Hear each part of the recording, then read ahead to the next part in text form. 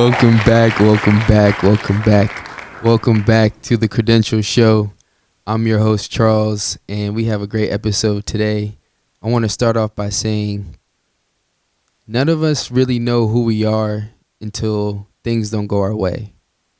And what I mean by that is we really don't see our full potential. We don't realize our full potential until our back is not necessarily against the wall, but our back is flipped in a position we're uncomfortable in. And it takes getting flipped in that position and realizing that you could have a defeatist mindset or a believe it mindset. I was going to say believist, but that's not a word, right? A believe it mindset. And that's the difference between staying stuck or flipping right back into position.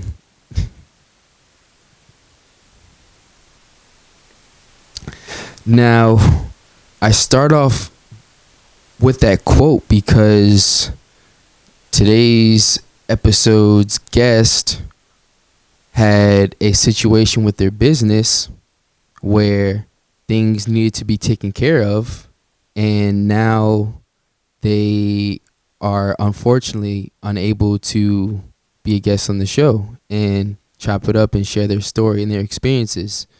And I share that because that's everyday life of a business owner, where you're in constant figure it out mode. You're in constant adjustment mode. You're in constant have to be ready to pivot and make decisions to drive your business or save your business or stabilize your business or grow your business. And I share that because it even applies to podcasting in the show, right? I could either say, oh, no episode this week because, or just not say nothing.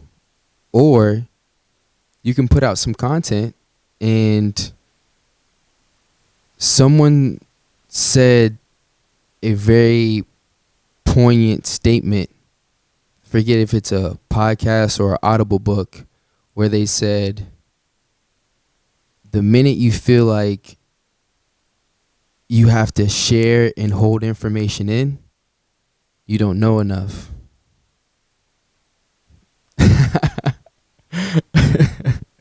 Whoa.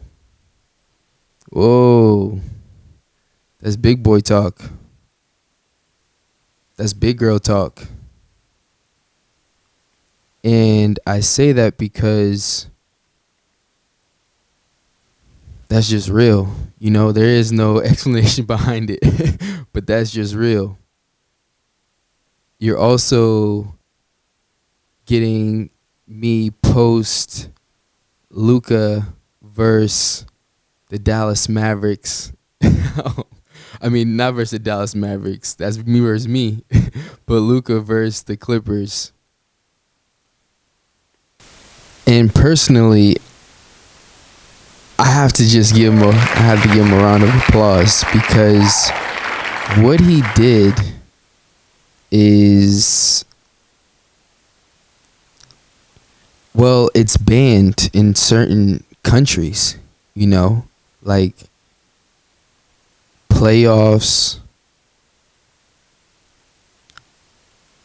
left-footed fadeaway step back from the three over multiple defenders,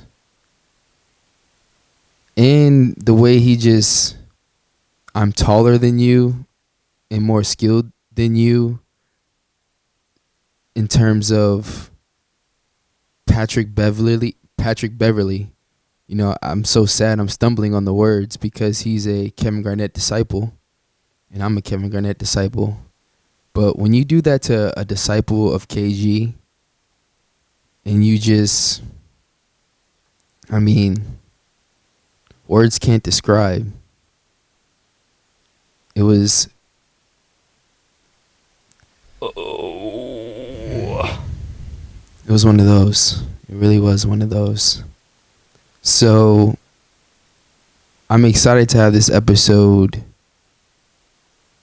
because I found some very interesting information from this book, Never Split the Difference by Chris Voss.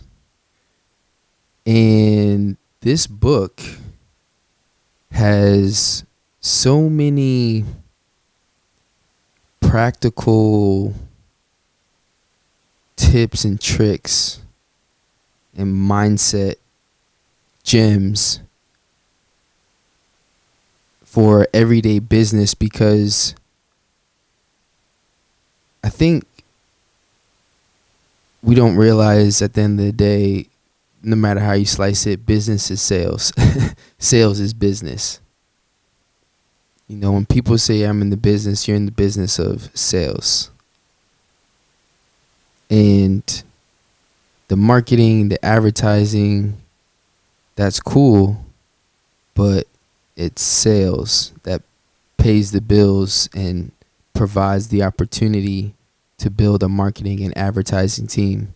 Because you got to think about it. Most companies start with not hundreds of people, but tens of people. Not even 10. Normally 5. And everyone is selling in order to gain enough capital, gain enough equity, gain enough assets to then hire more people to sell. And then once those people start making money, then you advertise and you market. Now, don't get me wrong. You're advertising, you're marketing all the way through your sales. They go hand in hand. However, the budget for advertising and marketing starts with the revenue you're generating, because the marketing and the advertising costs money. It costs time and money. The sales is free, because you could do a commission based team where you kill what you eat and you could write it off if you're smart. Because when you're in that situation as a salesperson, and this is something they don't teach you in college or high school, when you're a salesperson in that sales job, you should incorporate yourself as an LLC. That way, when you're hunting to kill, to eat, everything you waste, you can write that as a tax write-off. And then that reflects on the amount of money you're taxed. So for instance, if you make $100,000 in profit and you had to spend, $5,000 on gas, another $5,000 on business lunches or dinners, another, whatever the case may be, as long as you follow the proper protocol with the tax code, you can easily write all those things down so that way your tax bill isn't as steep as it normally would be if you're just that normal, eager high school, college, young professional that's in this sales job as a regular W-9 employee or a W-2, wherever the case may be. So just, food for thought. So the top 8 tips I got from Never Split the Difference. Number 1, negotiation is not about convincing. It's about taking away the disbelief.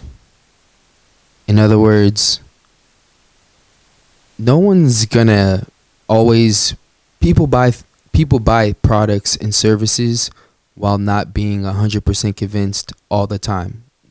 I do it, you do it, we all do it, right? So you have to remember that when you're in a sales and negotiation environment, is that in that book, and it made sense, because a lot of times when you're in sales, I know when I was in sales, you put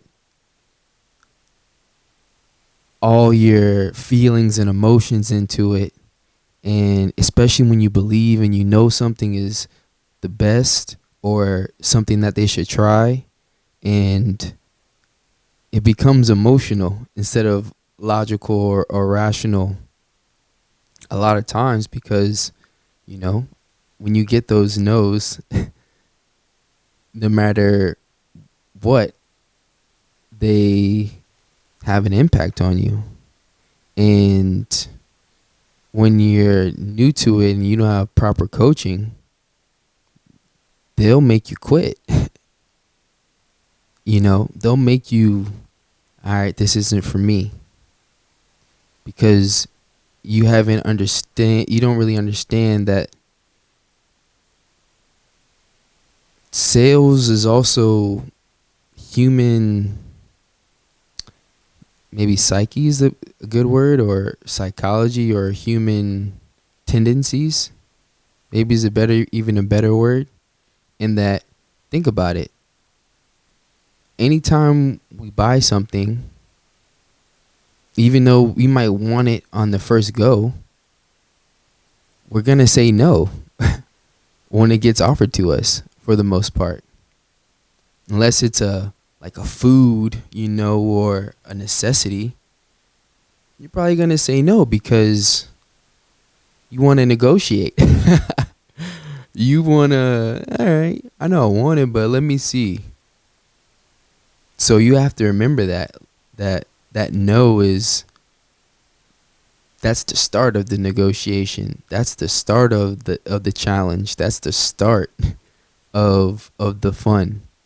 And like this book said, the great salespeople, the great negotiators, the great business people, right? They seek that no first. They seek that out. Because also, too, if you address the elephant in the room, I'm like, all right, there's an elephant. Then it puts everyone a little bit at ease. And a little bit like, all right. We both acknowledge what we see. Cool. And then now we can proceed. So I was 1 and 2. The third one, 7, 38, 55. And this one is communication. Is 7% the words I say, 38% the tone, and 55% of the body language and nonverbal cues. Which is why a lot of times you've seen during this COVID situation, communication gets really tricky when you can't see the person's face and nose. You really can't judge what they're saying or why they're saying it. And this book kind of just reiterates it. And I mean, I've always kind of known that. I mean, it used to be 10, 80, 10. And now this book is saying 7, 38, 55. So either way you slice it, body language and tone and nonverbal cues will tell you a lot. You ever notice you can tell when someone really doesn't want to talk? Or when they're uncomfortable, so they're just very brief. So just, food for thought. Number 3, There are three types of yeses: counterfeit, confirmation, and commitment. And this was a cool tip I thought I should share, because when you're in the sales negotiation environment, you got to remember that, yeah, there are three types of yeses, right? How many times have you said you want talk to a friend on the phone, like, yeah, oh yeah, and you already know what that means, right? Or how many times have you done something and had success and like, yeah, right? Like, yeah, this the one. And then how many times have you made a tough decision and be like, yes, this is it. So you have to remember that in sales, right? You have to remember that in sales. Those three yeses. And I think what's dope about this is that we knew it, but this labels it and gives it something that you can go by to remember. You know, because this isn't common information, but it's practical, useful information that you have to, kind of think and shift your mindset and your perspective and take it away from yourself, focusing on another person type thing. Number 4 is great negotiators seek no. So that was the second. That was a 2 for 1, right? Great negotiators seek no. Number 5, no deal is better than a bad deal. And this to me is pretty straightforward and simple. I took this as sometimes you got to know when to say no. And if you really have conviction and long-term thinking and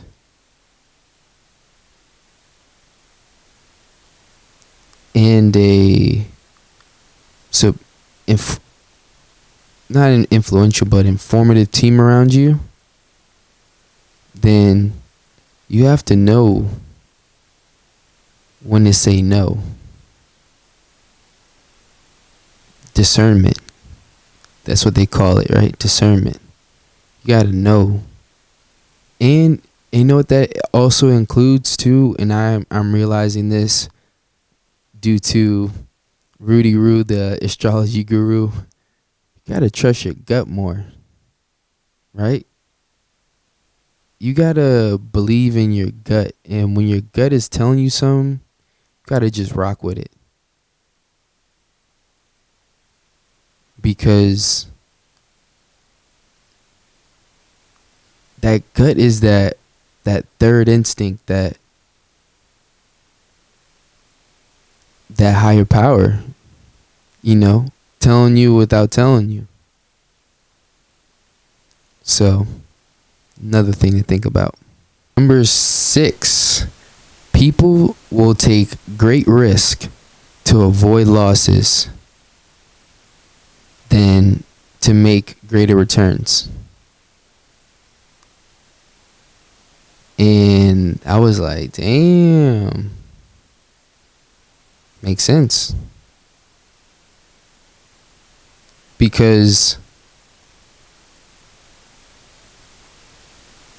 a lot of the majority of us rather be safe than sorry, right? And flight or fight and survive, right? Survive, then thrive. And that's kind of why, and it takes to be successful from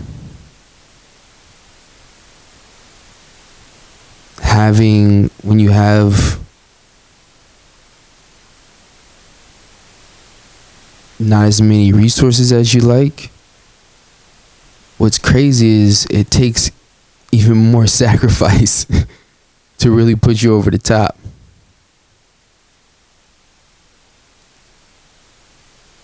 You have to do without even more if you're trying to reach a higher level of success. Because, and that doesn't mean physical, that's the thing. It doesn't mean you have to work more hours at your job. Really, it's probably more mental. You have to read or listen to mad books and take and pay for mad courses and make time for mad coaching and mentors. So it's not necessarily physical. It's really more mental. And it takes months. But think about it. It takes months and you can master something. It really doesn't take years no more. There's too much technology. There's too much information. You can master something in months in 2021. Are you willing to do it though?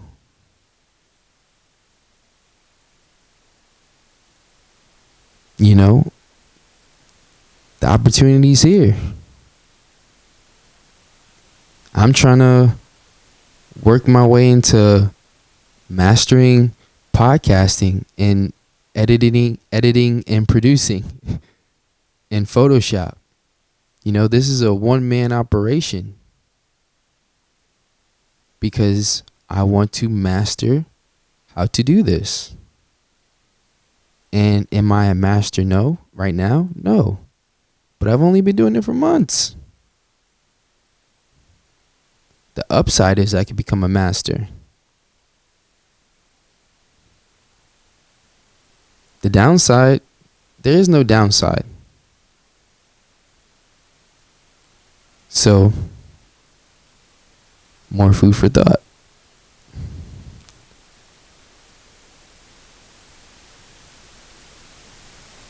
Number 7. This is a good one. If you want a salary increase while at your job, tie your salary demands with your success terms. Everyone who doesn't have experience negotiating salary, the first thing they do is and the only thing they do probably is just list a salary. Maybe a title. However, the key to getting the salary that you want and the raise or the position that you want or the position that you want, according to this book, which I think is probably pretty accurate, is to attach your salary demands with your success terms and tie your management into your goals and your future plans and how you plan to succeed. So for instance, Hey Jeff. Hey Susie. I know we spoke earlier about. Nah, I couldn't give you. That's my master course on sales and negotiation. I'm not gonna release it yet, but get this book. This book is really good, because it opened my eyes to a lot of different things. And I'm only giving you 8, but there's about legitimately 20 to 30 good tips, tricks, mindsets. Never split the difference. And I actually got this through IG recommendations because people were posting on their IG. And I was like, you know what? Let me go on Audible and let me scoop this. I got my credit. Let me go see what this is talking about. And now I see why they post it. I shared it with a couple of my friends. This is on point. It's on point. And the last one is don't avoid honest, clear conflict. And this one is the so simple yet very difficult reminder in that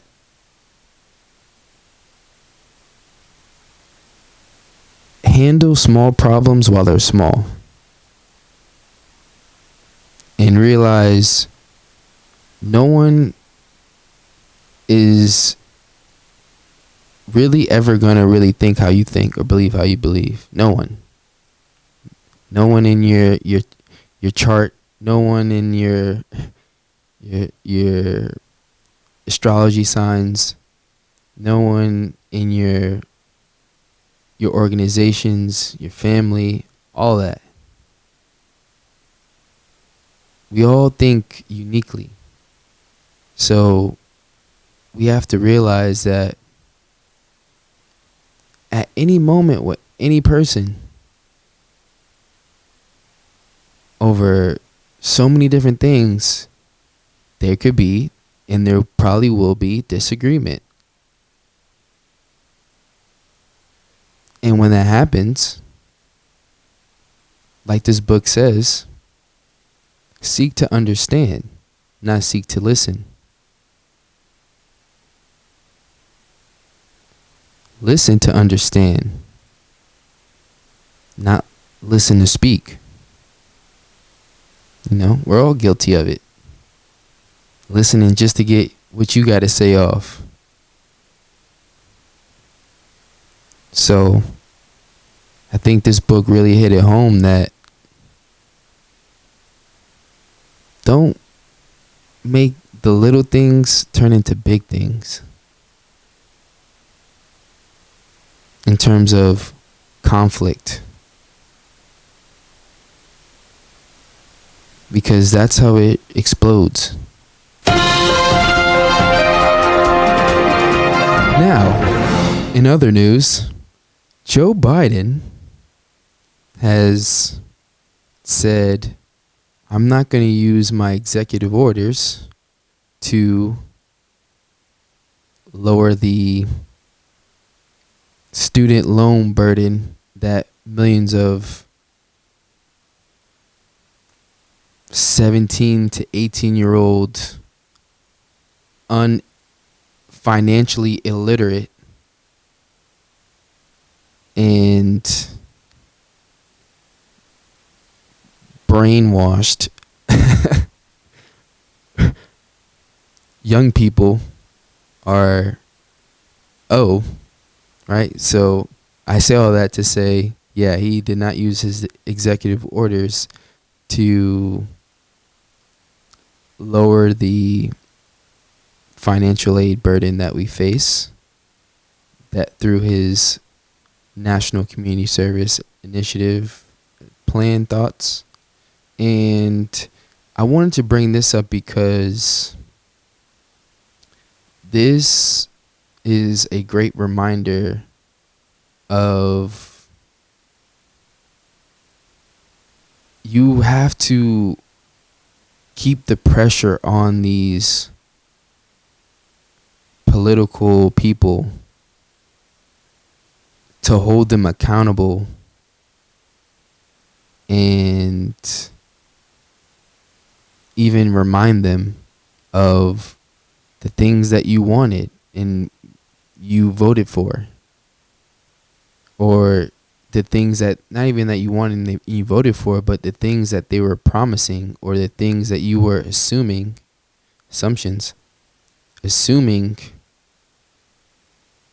was going to happen. And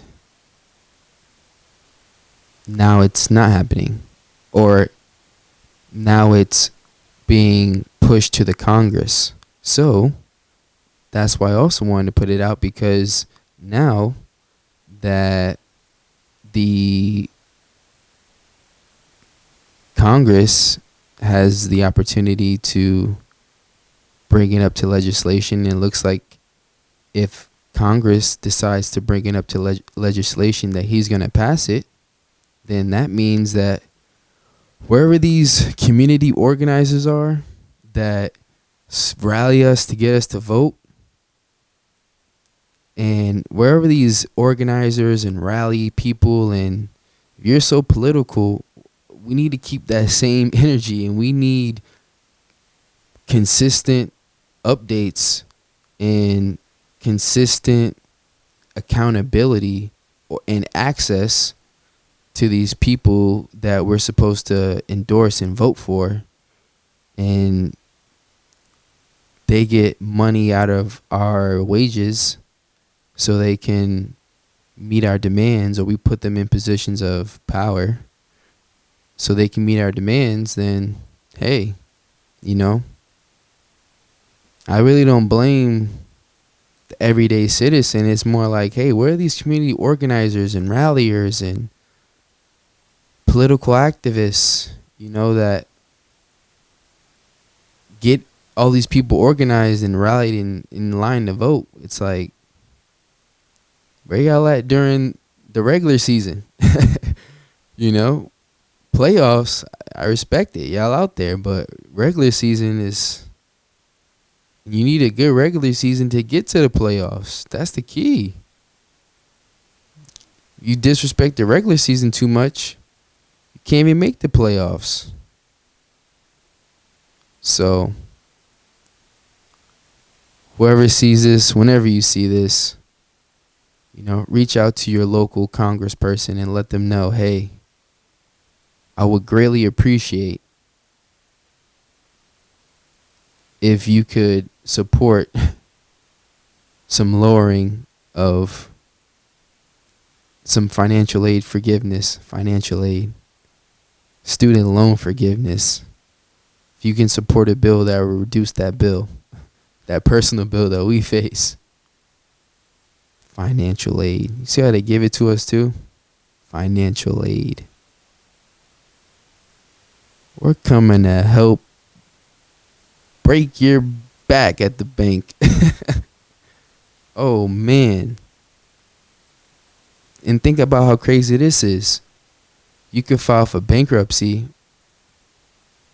but if you have student loans, that don't get resolved. You still gotta, give me that. Give me some. Think about that. You can go bankrupt. Student loans still need to get theirs. And the president has all the power in the world, all the leverage and executive orders. Didn't use it. So that says something. What it says, hey, we could talk about it. We could think about it. Let's think about it. Right? What does that say? So, and lastly, I said on my last podcast that with Joey Darshan that you don't even have to really read no more, right? I mean, yeah, read no more. If you just know how to write and listen, you'll be straight. And then we kind of said, nah, but books and contracts. And we're like, yeah, that makes sense. But now there's an app, Speechify, where it will literally read your PDFs, your articles, your books. It will read it all. Speechify. It's the name of the app. Shout out to Mon Dukes for finding that. Loyal listener and supporter. Thank you. But the world's changing. It's evolving. It's adapting. And you need to be aware of it. Inform yourself. Inspire yourself. Love yourself. So that's it for today's episode. Little gems, little nuggets. All we do is, I actually shout out Luka the Don. And what he did today was, what he did with those Clippers was very disrespectful. It reminds me of a story of, I was at the barber shop with my uncle. And I had an afro. And I thought, get it touched up. And the barber proceeded to give me a baldy.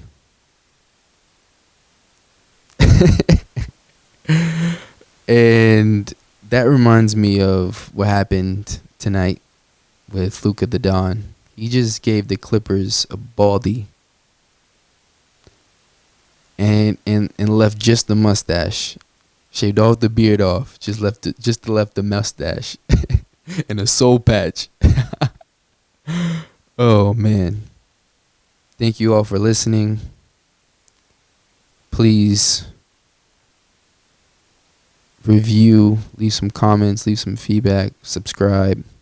The Credential Show. You already know. Gotta go. RIP Shawty Low.